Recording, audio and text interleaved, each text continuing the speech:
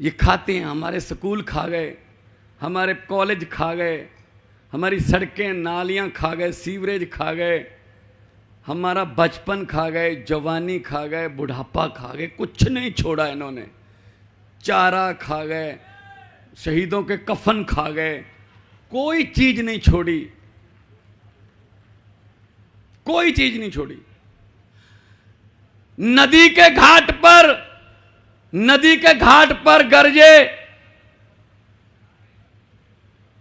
नेता लोग बस जाएं, नदी के घाट पर अगर ये नेता लोग बस जाएं तो प्यासे होंठ भी एक एक बूंद के लिए तरस जाएं। गनीमत है कि मौसम पर हुकूमत चल नहीं सकती, वरना सारे के सारे बादल भी इनके खेतों में ही बरस जाएं। लूट मचा रखी है। अंग्रेज शर्मिंदा हो रहे हैं इस वक्त, इंग्लैंड वाले।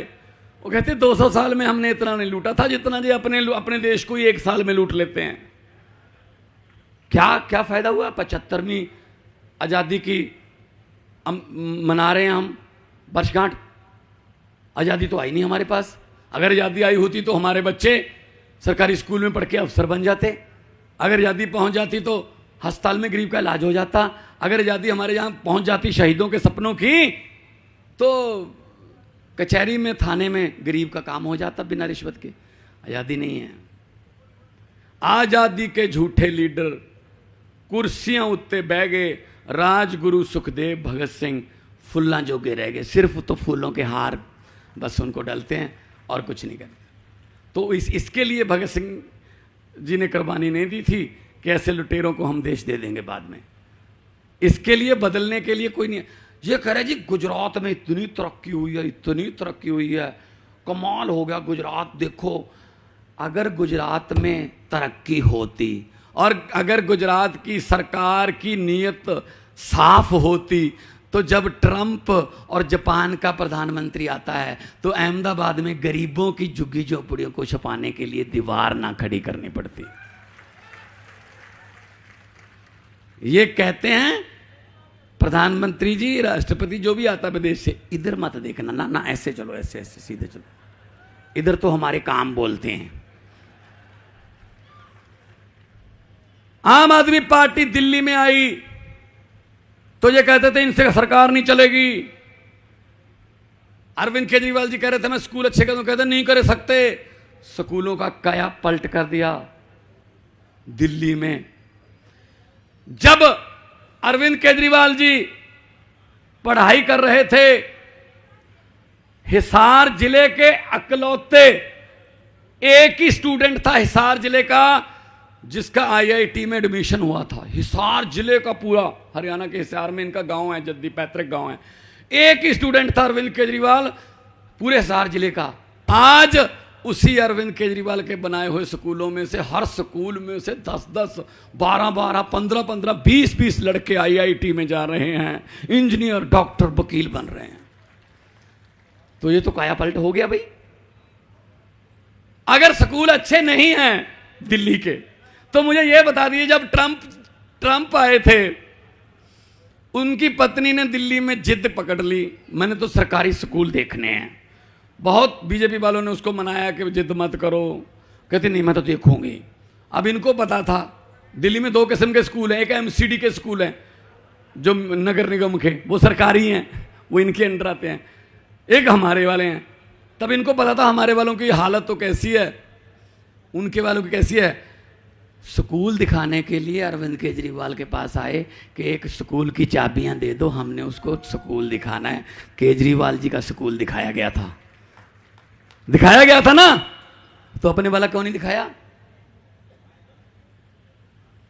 हमारे वाले स्कूलों में स्विमिंग पूल बने हुए हैं, बच्चे तैराकी सीखते हैं। इनके वाले स्कूलों में आधा घंटा बारिश हो जाए पूरा स्कूल ही स्विमिंग पूल बन जाता है, छुट्टी बस। तो पंजाब में बिजली, मेरे पास हर रोज डाटा आता है, आज भी मीडिया को सामने बता के आया हूं। 72 लाख से ज्यादा मीटर हैं, 50 लाख के आसपास लोगों को जीरो बिल आया है इस बार, जुलाई 1 से हमने फ्री किया है। आ सकता है आपका भी जीरो बिल आ सकता है। बिजली आती नहीं, बिल टाइम पे आता है। और दिल्ली में उल्टा है, बिजली 24 घंटे आती है, बिल आता ही नहीं है। यही करना है बस। झाड़ू का बटन दबाओगे तो अपने बच्चों के भविष्य का बटन दबाओगे, किसी और बटन के आसपास जाओगे, बच्चों की किस्मत को 5 साल के लिए गिरवी रख के आओगे। मेरा कोई सुरेंद्र नगर में रिश्तेदार नहीं है, मेरा सुरेंद्र नगर में कोई भुआ का, मामे का बेटा, चाचे का बेटा नहीं है, मेरे कोई सुरेंद्र नगर में किसी व्यापारियों से कोई संबंध नहीं है कि बैंक लूट के भागना है, या कोई ठेका लेना है, या कोई मैंने कोई गलत काम करवाना है। मैं इसलिए सुरेंद्र नगर आया हूं आपको ये बताने के लिए कि अगर ये काम दिल्ली और पंजाब में हो सकता है ईमानदारी वाला, तो गुजरात में भी हो सकता है। आपको बाहर निकलना पड़ेगा। मेरा तो वोट नहीं है, अरविंद केजरीवाल का वोट नहीं है गुजरात में, वोट तो आपके पास है। तो वोट बहुत कीमती है, उसकी कीमत पहचानिए, उस कीमत को पहचानिए जो वोट की है। वोट की कीमत आपके चूल्हे की आग बचा सकती है, ये वोट आपके बच्चों को रोजगार दिला सकती है। मैं इतने ही आपको कहूंगा कि भगत सिंह, राजगुरु सुखदेव जब इनकलाब के लिए लड़ रहे थे, इनकलाब लाने की कोशिश कर रहे थे, लाए भी थे, फांसी की सजा हुई, तो राजगुरु जो थे वो कुछ लिखते नहीं थे, महाराष्ट्र से थे, पूना से थे, तो उनको मजाक करते रहते थे कि तुम कुछ लिखो, तुम क्यों नहीं लिखते कुछ। भगत सिंह तो एडिटोरियल भी लिखते हैं, रंग दे बसंती चोला भी। तो उस राजगुरु ने कहा मैं भी कुछ लिखूंगा। कहते कब लिखेगा? कहता लिखूंगा कभी, और आज़ाद भारत में कोई ना कोई आदमी उसको स्टेज पर पढ़ेगा, स्टेज से सुनाएगा। कहते मजाक कर रहा है, तेरे से लिखा नहीं जाएगा। फांसी वाला दिन भी आ गया, कहते अब, कहता लिखूंगा। सुबह 3:30 बजे जगाने के लिए पुलिस वाला आ गया कि चलो तुम्हारा टाइम हो गया फांसी का। तो भगत सिंह ने कहा कब लिखेगा? उस पुलिस वाले को कहा कि कोयला ला के दे दे, कुछ लिखना है। पुलिस वाला है तो भारतीय था लेकिन अंग्रेज़ों की हुकूमत में काम करता था, उसने कोयला ला के दे दिया, चलो आखिरी इच्छा है। तो लाहौर की सेंट्रल जेल में फांसी हुई थी, उसकी दीवार पर राजगुरु ने 2 लाइनें लिखी, सिर्फ पहली और आखिरी थी उनकी, बस 2 लाइनें लिखी। हम भी जी सकते थे चुप रहकर, हम भी जी सकते थे चुप रहकर, हमें भी माँ बाप ने पाला था दुख सहकर। इतना लिखा था, आधे घंटे के बाद फांसी हो गई भाई साहब। और हम वोट इनको पैसे लेके बेच दें? ऐसे ऐसे शहीदों ने हमें वोट का अधिकार लेके दिया है। अपनी मर्जी से वोट दो, वोट का सौदा मत करना, वरना शहीदों के खून का सस्ता सौदा हो जाएगा। दोनों हाथ ऊपर उठाकर 2 नारे लगा दो। अभी भगत सिंह का जन्मदिन था 28 तारीख को, उनकी आत्मा को थोड़ा शांति मिल जाएगी। चलो हैं सुरेंद्र नगर में जिन्होंने इनकलाब वाला दिया अभी बुझने नहीं दिया, और इनकलाब के दिए में हमें अगर तेल की जगह खून भी डालना पड़े खून डाल देंगे, लेकिन इनकलाब का दिया हमने बुझने नहीं देना, उसकी लाट जो है वो कमजोर नहीं पड़ने देनी। दोनों हाथ ऊपर पाकर 2 नारे लगा दो, इनकलाब, इनकलाब, भारत माता की वंदे। हमारे पास पैसे नहीं है, उनके पास बहुत लूटा हुआ माल है। हमारे पास कोई गुंडागर्दी नहीं है, मसल पावर नहीं हम इस्तेमाल करते, डराते नहीं किसी को, लेकिन उनके पास बहुत गुंडागर्दी है, पर्चे करते हैं, पुलिस का डर दिखाते हैं। लेकिन जो हमारे पास है वो उनके पास नहीं है, ईमानदारी और सच वो हमारे पास है। मुझे पता चला कि यहां पर सुरेंद्र नगर के इलाके में कपास की खेती होती, पंजाब में भी बहुत नरमा और कपास की खेती होती। वही समस्या गुजरात के किसानों की है जो पंजाब के किसानों की है।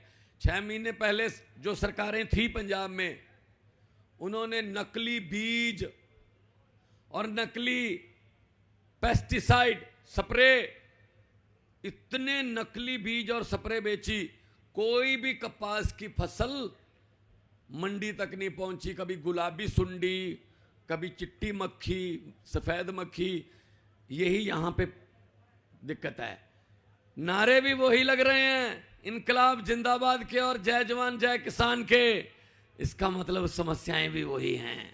भ्रष्टाचार से आप भी दुखी हो गए, पंजाब वाले भी ऐसे ही दुखी थे। 6 महीने पहले हमारी सरकार बनी, सबसे पहले हमने एक नंबर जारी किया लोगों के लिए, हेल्पलाइन, कि कोई सरकारी अफसर किसी डिस्ट्रिक्ट में, किसी तहसील में, किसी कचहरी में कहाँ बैठा सरकारी अफसर अगर आपसे रिश्वत मांगता है तो मना मत करना, जेब में हाथ डाल के मोबाइल निकाल के उसकी वीडियो बना के हमें भेज देना, बाकी काम सरकार करेगी। वो करते हैं, हम हर रोज करते हैं। अब डरने लगे हैं। उन्होंने लिख दिया, देखो कितने तेज हैं ये लोग, मतलब इनके खून में आ गई रिश्वत। कई दफ्तरों के सामने लिख दिया अंदर मोबाइल लाना मना है। हमने ऑर्डर किया कि अगर किसी ने यह लिखा कि अंदर मोबाइल लाना मना है तो उसकी वीडियो बने चाहे ना, उसको तो सस्पेंड ही कर देंगे फिर सीधा, क्योंकि अंदर मोबाइल अगर आ गया तो काम हो गया।